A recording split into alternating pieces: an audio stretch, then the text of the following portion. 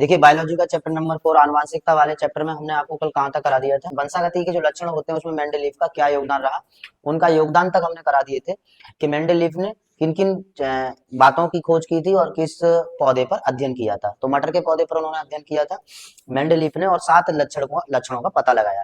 अब हम उससे आगे चल रहे हैं। इस तरीके से क्वेश्चन पूछ लिया जाता है बेटा बोर्ड एग्जाम में कि जीन प्रारूप व दृश्य प्रारूप को समझाइए। जीन प्रारूप व दृश्य प्रारूप को समझाइए, very very most important question है। तो यहाँ पर आप समझोगे, देखिए मैंने यहाँ पर कुछ लिख दिया है बेटा। सबसे पहले याद रखेंगे कि जीन प्रारूप और दृश्य प्रारूप होते क्या है। तो एक बात छोटी सी आप यहाँ समझ लीजिए, जीन प्रारूप को क्या कहते हैं बेटा जी, जीनोटाइप। क्या कहते हैं, जीनोटाइप। अगर जीन प्रारूप आता है तो भी एक ही बात है और जीनोटाइप आता है तब भी एक ही बात है। जीनोटाइप से पूछ लिया जाए चाहे जीन प्रारूप से पूछ लिया जाए, बात एक ही है। तो जीन प्रारूप को क्या कहेंगे, जीनोटाइप कहेंगे। और बेटा यहाँ पर जो दृश्य प्रारूप है इसे क्या कहेंगे, फिनोटाइप कहेंगे। तो फिनोटाइप और जीनोटाइप, आप समझिए यहाँ पर फिनोटाइप और जीनोटाइप क्या होते हैं। फिनोटाइप और जीनोटाइप क्या होते हैं यहाँ पर समझिए बेटा। देखिए सबसे पहले हम फिनोटाइप को समझते हैं।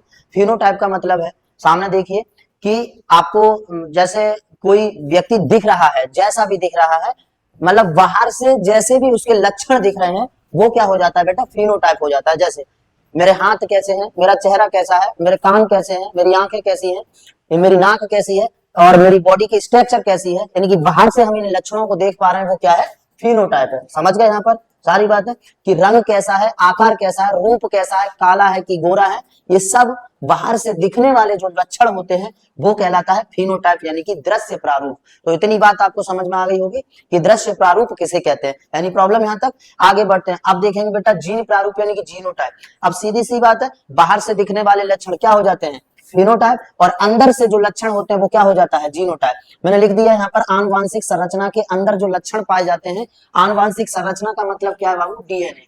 क्या है, डीएनए। जो डीएनए में लक्षण पाए जाते हैं बेटा वो सब क्या कहलाते हैं, जीनोटाइप कहलाते हैं। क्या कहलाते हैं, जीनोटाइप कहलाते हैं, यानी कि जीन प्रारूप कहलाते हैं। अब बात समझिए ध्यान से। जैसे डीएनए में जो लक्षण कैसे, कि अब आपको समझना ये है कि अगर मेरे दादा की आंखों का रंग गोरा है तो मेरी आंखों में कहीं ना कहीं गोरा जो रंग होगा वो छिपा होगा, वो छिपा है। उसी जो छिपा हुआ जो लक्षण है वो किसमें है, डीएनए में है। और वही छिपा हुआ लक्षण क्या कहलाएगा, जीनोटाइप कहलाएगा। कोई प्रॉब्लम यहाँ तक।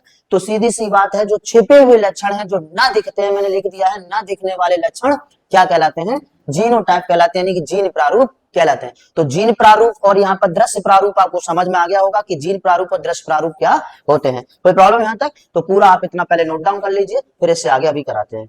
देखिए अभी अभी हमने समझा जीनोटाइप और बेटा फिनोटाइप। अब हम समझते हैं यहाँ पर कि डीएनए और गुणसूत्र और जीन क्या होता है। तो सबसे ध्यान से समझेंगे, यहाँ पर सबसे अच्छा टॉपिक्स है डीएनए और बेटा गुणसूत्र और जीन। ये very very most important topic है, इन्हें ध्यान से जरूर समझना बेटा, ठीक है, ध्यान समझिए। देखिए क्या होता है कि कोशिका होती है, कोशिका यानी कि सेल। कोशिका को इंग्लिश में क्या बोलते हैं बाबू, सेल बोलते हैं। तो कोशिका में मैंने आपको पढ़ाया हुआ है, ध्यान से समझेंगे कि इसमें केंद्रक पाया जाता है और बेटा माइटोकॉन्ड्रिया होती है। काफी चीजें इसमें होती है, mitochondria, Golgi body, vacuole, centrosome, endoplasm, reticulum, ये सब इसमें होते हैं उपस्थित।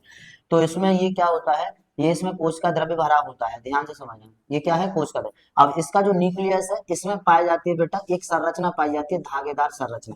एक धागेदार संरचना पाई जाती है।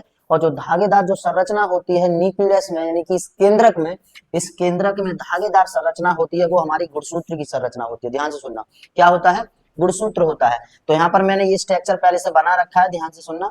ये जो यहाँ पर y और x दोनों के फॉर्म में दिख रहा होगा आपको, यही क्या होते हैं, गुणसूत्र होते हैं। यही क्या होते हैं, गुणसूत्र होते हैं। और एक बात याद रखना, ये बने किसके होते हैं, तो ये डीएनए, डीएनए और बेटा प्लस प्रोटीन, प्रोटीन और डीएनए।